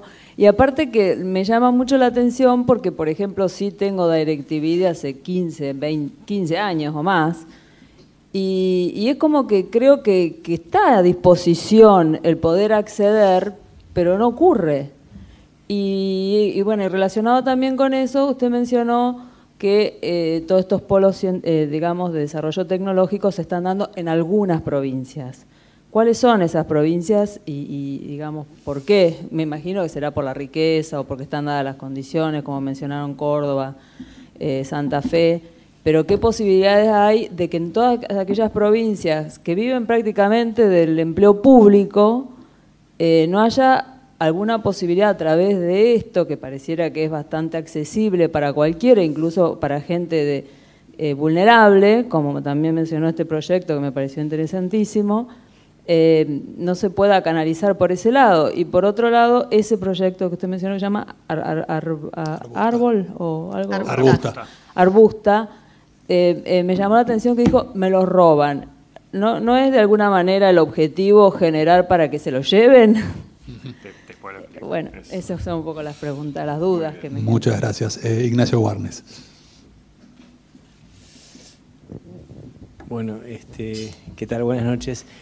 Bueno, primero que nada, felicitar a los panelistas, las presentaciones muy interesantes y también a Hanna, que trabajó mucho para que se pudiera hacer este panel. Digamos, yo traté de colaborar un poco, pero realmente fue ella la que llevó en todo momento la voz cantante. Lo que más me gustó realmente de lo que presentabas, Mariano, y vos, María Eugenia, especialmente, que tocaron los temas más generales, es la dimensión política y la dimensión legal que ustedes perfectamente tienen identificada, ¿no es cierto? Y que es algo que en realidad justamente acá, para decirlo desde el club político, es algo muy poco conocido. Desde luego que estos temas son multidisciplinarios, o sea, tenemos desde influencias puramente económicas, ¿no? Uno habla de la pampa gringa, de la producción, de las abejas, la polinización, de los sistemas, digamos, que tienen que ver con servicios al cliente. Entonces estamos hablando de economía, también estamos hablando de exportaciones, pero desde luego podemos hablar de políticas, no solamente lo fiscal, sino cómo se incorporan los mercados de capitales, que es uno de los temas claves, que yo creo que se mencionaron, que está el modelo, bueno, el modelo más conocido mundialmente es el de Silicon Valley, desde luego, pero hay otro tipo de experimentos con más intervención del Estado, especialmente el modelo europeo. El modelo israelí no lo conozco también, pero sé que es muy exitoso. Entonces ahí me parece que esto abre muchas dimensiones, y particularmente muchas dimensiones que tienen que ver con la política. Algunas que se han trabajado, yo creo que se está trabajando en Argentina en este momento en un marco general, en algún sentido, ¿no es cierto? O sea, se está trabajando la parte de leyes, la parte de instrumentos. Falta mucho a nivel de estructuraciones de los distintos niveles. Hace poco, por iniciativa de un socio del club, que no sé si está presente hoy, probablemente está de viaje, Luis Rapoport, sí, estuvimos reunidos con una serie de expertos europeos que han trabajado este tema. Entonces, lo que ellos describen es cómo en Europa ha habido una serie de avances muy importantes donde en 2 o 3 décadas han pasado, digamos, de un marco general a niveles muy específicos de diagramación de responsabilidades, desde lo que son los niveles más locales, casi diríamos municipales, lo que es el nivel estatal o provincial y lo que es el nivel nacional, e incluso tienen la Comunidad Europea con sus políticas en general. Entonces, mi pregunta, en realidad, yo tengo un montón de cosas que podría plantear, no es que los quiero jorobar con todas las cosas que uno podría preguntar, pero va en realidad a 2 puntas de todo esto. Una que tiene que ver con específicamente con estas estructuraciones, digamos, entre la parte de educación superior e investigación y, digamos, por un lado, sistema público, innovación, y también mercado de capitales, porque hay muchísimo para hacer en ese sentido. Eso por un lado, digamos, de arriba, de la punta del iceberg, ¿no? Y por debajo la preocupación que tiene que ver con la educación, digamos, de las masas, porque si bien tenemos islas de excelente nivel educativo en el país, que conocemos, también tenemos mucha, digamos, falta de calidad educativa, ¿no? Entonces, que tiene que ver no solo con pobreza, sino también con a veces incapacidad para educar, ¿no? El sistema en su conjunto, en muchas áreas le falta calidad. Entonces tenemos tal vez un 30-40% de la gente que no va a poder incorporarse a esta economía simplemente porque no va a terminar el secundario y en una de esas ni siquiera el primario y no va a tener el nivel, en una de esas hasta de proteína adecuado. Es decir, la pregunta mía, tengo dos preguntas, ¿no? Es decir, uno tiene que ver con esas grandes estructuraciones y la segunda es esta, es decir, ¿qué se puede hacer en relación a la conexión con la educación, con la calidad educativa, como para impulsar esto y para llevarle a los distintos distritos y a las distintas, inclusive a nivel nacional, ¿no es cierto?, el tema de la importancia de que los chicos estén desde, sobre todo los niveles de pobreza, desde bien alimentados hasta que aprendan matemática, lengua, los instrumentos básicos para poder después ser, como decía María Eugenia, buenos técnicos tal vez, o incorporarse como algo que se podrá incorporar en otros países. Bueno, gracias. Gracias, Ignacio. Y última pregunta de esta tanda y después vamos a tener una final o alguien más que se anote. Dos finales. Julio Dreisen, por favor.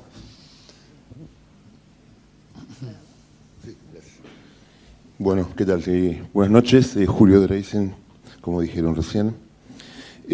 Bueno, primero, muchas gracias por las 3 presentaciones. En mi caso fueron muy útiles, aparte del tema. Me interesa muchísimo, lo sigo creo que desde casi el principio. Trato de aprender, inclusive de mis hijos, que son parte del 7%, los 3. Y aparte, bueno, acabo de llegar de Israel hace 3 meses, donde fui con una delegación para estudiar el modelo de argentinos. Todos argentinos, unas 50 personas que fueron a visitar 50 empresas, universidades, lugares de investigación.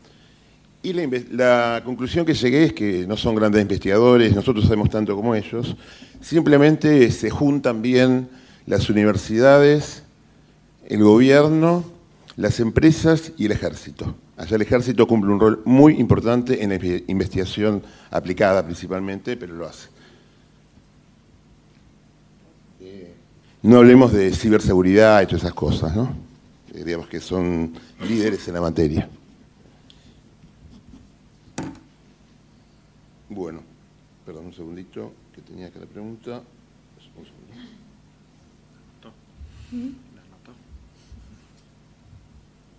Listo. Bueno, un comentario rápido tiene que ver con lo siguiente. Me parece que hay un tema que no se mencionó, que es el tremendo riesgo que representa para el modelo que conocemos de sistema bancario o de bancos, todo el desarrollo, lo que mencionaron recién, de la fintechs, y no se mencionó en esta reunión, y me parece que es un cambio porque, en definitiva, si tenemos una cuestión de financiamiento en esta economía, la estructura que tenemos para financiar las compañías, los proyectos, los emprendimientos, me parece que es algo importante. Y en ese sentido quería preguntarle a Ana sobre el proyecto tan interesante que presentó.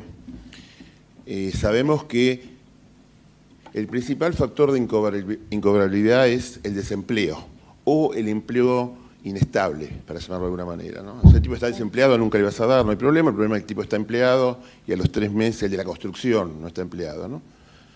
Y el sector que vos tomaste me parece que es el peor, ¿no? Debe ser peor que la construcción. Entonces, algunas preguntas al respecto. Primero, ¿qué tasa de rechazo tenés de créditos? O sea, de cada 100 créditos que se te presentan, ¿cuántos rechazaste? Segundo, ¿qué tasa de incobrabilidad tenés? O sea, ¿qué porcentaje de incobrabilidad? Más de 90 días, que es lo que se mide en la industria.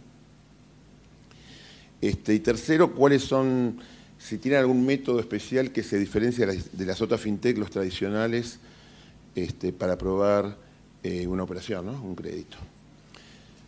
Y la segunda pregunta es para Mariano. El alcance de la charla esta, que es Economía del Conocimiento, bueno, creo que más o menos lo discutimos bastante y sabemos de qué se trata, la temática. Pero bueno, vos tenés a cargo una secretaría o subsecretaría, disculpa, que no sé, que es de PYME, tengo entendido también. Es la única de PYME que se trata.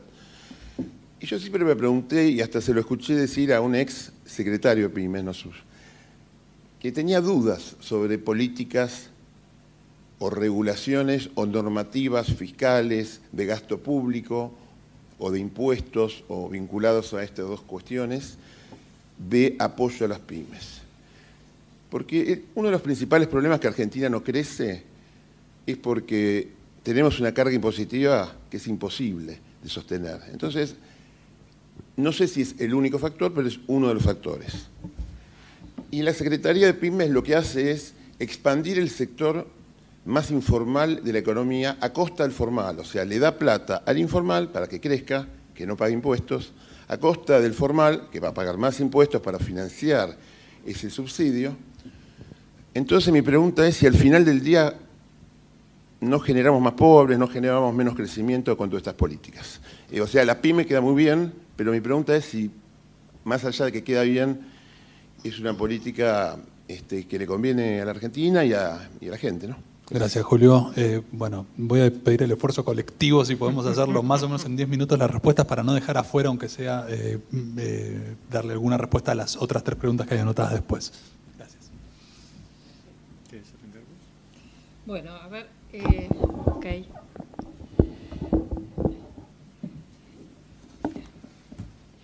Me gustó lo que decía Cacho de los 9 ingenieros en sistemas. Una, por suerte, está en Solvers y ha creado esta multinacional. Son raros. Son raros igual. Pero una de las pocas ingenieras en sistemas. Es de la U. No, sí. Perdóname, es de la UTN. Es de la UTN. Bueno, me parece interesante lo que planteaste también, Cacho, de las patentes, ¿no? Los científicos en la Argentina patentan muy poco. Escriben papers, que eso es el objetivo, y los miden por los papers académicos que publican, y si publican en revistas internacionales mejor. Pero como no hay el afán de que esos hallazgos se conviertan realmente en productos o servicios para tecnologías aplicadas para la industria, entonces tampoco se patenta. Además, la Argentina no es parte del Acuerdo Internacional de Patentes, de protección de patentes, y eso es algo que es en lo que hay que trabajar mucho. Pero como, bueno, me dedico a encontrar las joyas y a los pioneros, que son más que pioneros, son como héroes. He encontrado a 2 científicos, Osvaldo Podaiser y Fernando Goldbaum, que tal vez son de los científicos que más patentes tienen en salud humana, que eso es lo más costoso y lo más difícil. Y estoy por publicar un artículo pronto, va a salir la semana que viene, creo, en La Nación, de estos casos de científicos que contra viento y marea, incluso cuando el CONICET hasta los perseguía por patentar cosas y tratar de llevarlos a que se conviertan en remedios para el mercado mundial, en vez de aplaudirlos, ¿no? Realmente los perseguían o los castigaban, ellos han persistido y muestran cómo hay personas que están tratando de cruzar lo que se llama el Valle de la Muerte, que ese es lo que lleva desde el laboratorio científico al mercado y el mercado global, porque la economía del conocimiento es global, o sea que hay que crear cosas, y para eso lo que sí es interesante del sistema científico, de las ciencias duras al menos, lo que yo he encontrado, es que la gran mayoría tiene posgrados o doctorados o maestrías en el extranjero. Y hasta hace muy poco, eso cambió en los años de Cristina, cambió, para poder convertirse en investigador permanente del CONICET, había que tener una experiencia internacional. Y eso le ha dado a los científicos argentinos como una red, acceso a las redes de conocimiento y de información globales, que es lo mismo que tienen los emprendedores. Tienen una mirada global y entonces cuando están inventando cosas tienen mucha conciencia de lo que pasa en el mundo. No es así en otros sectores, ¿no? Y eso es una fortaleza del sistema científico. Y después, en cuanto a la educación, Yo integro esta Comisión del Futuro del Senado, que es una iniciativa bastante nueva, se lanzó hace un par de meses, y las comisiones del futuro de los parlamentos, que es una creación reciente en distintos lugares del mundo, lo que hacen es estudiar esta revolución tecnológica, científico-tecnológica, y hacer propuestas o recomendaciones a los parlamentos. La de la Argentina se acaba de conformar, y yo estoy trabajando en el grupo de educación. Y el otro día tuve que hacer una pequeña presentación y ahí me di cuenta que un sistema educativo en realidad tiene que responder a una visión de país que tenga esa nación, porque tiene que educar a los niños y a los adolescentes y a los universitarios y a los técnicos para ese país. Y como la Argentina no tiene una visión de país compartida, ni muy clara, lo que nos quedó es lo que quedó del siglo XIX con todos sus defectos o lo que sería, pero que está obviamente desactualizada, y el sistema educativo que se pensó también en el siglo XIX y después se fue remendando o deteriorando según la visión de cada uno, pero la realidad es que no tenemos una visión de país y un sistema educativo que cree los profesionales o los técnicos o los trabajadores para esa visión. Por eso me parece tan importante de que este tema esté en la agenda pública, especialmente de los candidatos.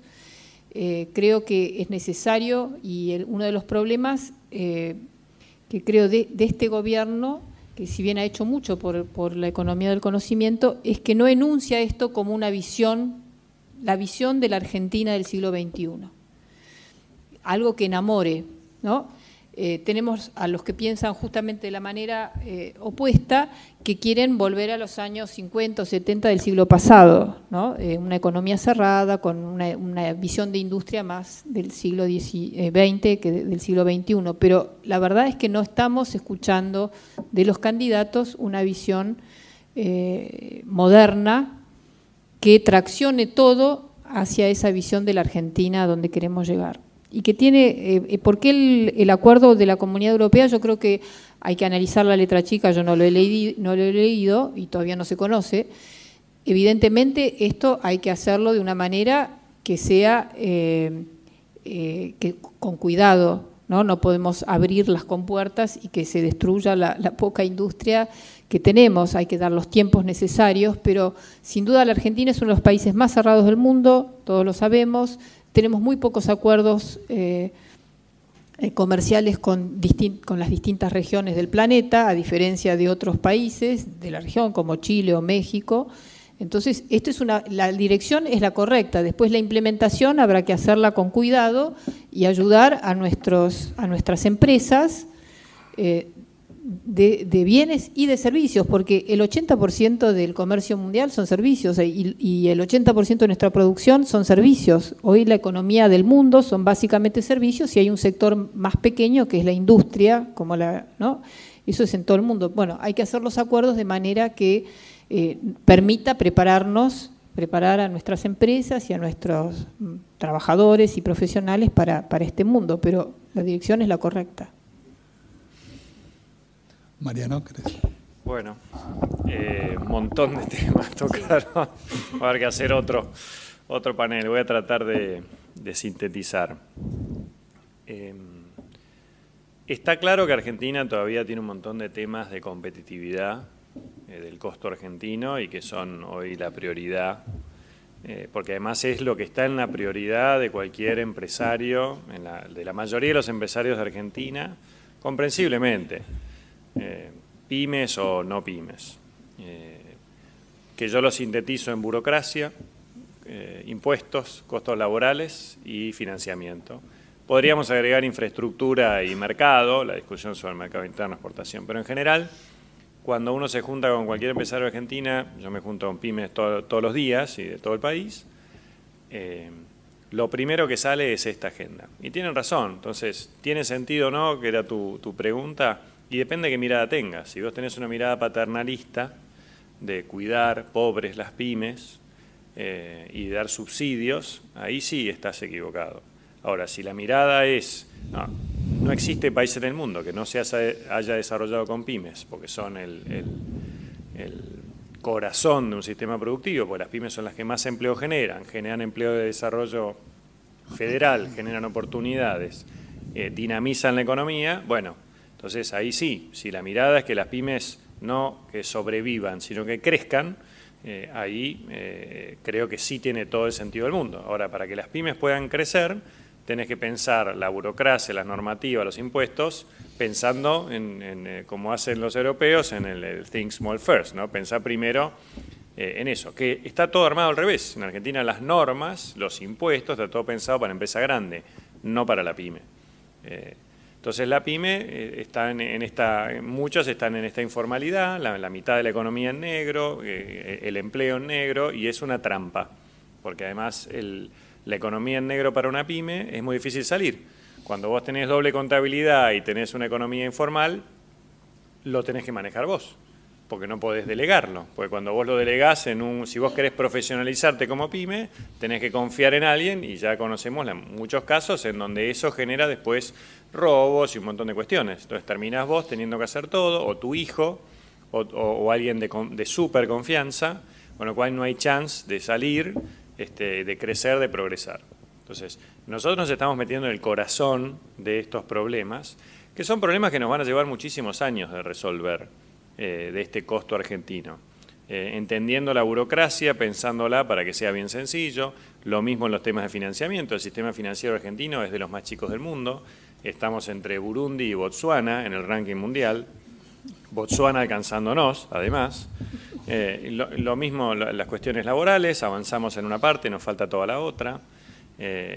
Y el tema impositivo, dimos un paso importantísimo con la ley PYME, que bajamos los impuestos, o sea, esa es la tesis, vos tenés que bajar los impuestos, que eran altos, y en la administración anterior subieron 10 puntos más, con lo cual son altísimos. Entonces dimos un primer paso con la ley PYME, que le bajamos los impuestos a las pymes. Dimos un segundo paso con la reforma tributaria, que seguimos bajando impuestos, impuesto a las ganancias y el costo laboral. Se viene un tercer paso, que es lo que estamos trabajando con todas las cámaras. Esperemos en poder presentarlo en algún momento, todavía no está terminado, pero tiene que ver con esta posibilidad de seguir creciendo, que haya algún marco progresivo, porque hoy lo que tenés en Argentina son 3,5 millones de monotributistas, y tenés 600.000 empresas en el régimen general. Nadie quiere estar en el régimen general porque el salto entre uno y otro es terrible, y eso genera una trampa también. Esa es nuestra mirada, no paternalista, sino de desarrollo de las pymes. Ahora, eso es una agenda siglo XX. La verdad es que la mayoría de los países ya lo han resuelto a estos temas hace muchos años. Hoy están con el foco puesto en la productividad. Y en la productividad siglo XXI, además, que implica cambio tecnológico, sustentabilidad y la agenda de género, por simplificarlo. Ahora, lamentablemente, como todo en Argentina, tenemos que trabajarlo en simultáneo, porque el mundo no nos va a esperar 10 años a que resolvamos los problemas de competitividad para recién ahí empezar a encarar la agenda de productividad. Hay que hacerlo en simultáneo, con toda la complejidad que ello implica. Pero hay que hacerlo, y es lo que estamos encarando. Pensando de alguna manera en flujo y stock, o sea, en cómo desarrollamos cada vez más emprendedores y empresas nuevas en la economía del conocimiento, pero también cómo ayudamos a que las pymes de la economía tradicional puedan subirse a esta agenda en programas de transformación digital, que es exactamente el mismo proceso que está encarando Israel en este momento. En Israel, en el high-tech, trabajan 250.000 personas hoy, que es el 8% del empleo nada más. Tienen productividades altísimas, superiores a la OCDE, y su plan al 2030, igual que nosotros, es duplicar el empleo, llegar a 500.000. Eso va a ser igual el 15% del empleo, que hacen con todo el resto de la economía, que en su mayoría son pymes, que tienen salarios y productividades por debajo de los niveles de la OCDE. Por eso el promedio de Israel de productividad está por debajo de la OCDE, porque promedian 2 mundos. Entonces, hoy están encarando un proceso profundo de transformación digital muy parecido al que estamos encarando nosotros. Ahora, para lograr esta agenda de productividad es muy compleja desde la política pública, porque vos tenés que llegar básicamente a cada pyme. Como me decía Aaron, que es el capo de la agencia israelí de innovación, me decía, you have to hunt them down, ¿no? Hay que ir a cazarlos uno por uno, porque no vienen a vos además. A diferencia del emprendedor que te entra por la ventana a pedirte algún programa, a la pyme la tenés que ir a buscar. y convencerla de la importancia de esto y que tome conciencia. Bueno, eso necesariamente implica trabajo articulado con gobiernos provinciales, con gobiernos municipales y con todas las organizaciones de la sociedad civil, que no me acuerdo quién preguntó eso. Vos habéis preguntado eso. ¿Cómo hizo la Unión Europea? Entonces, nosotros encaramos ese proceso. Entonces, en simultáneo, en todas las herramientas que desarrollamos la red de distribución.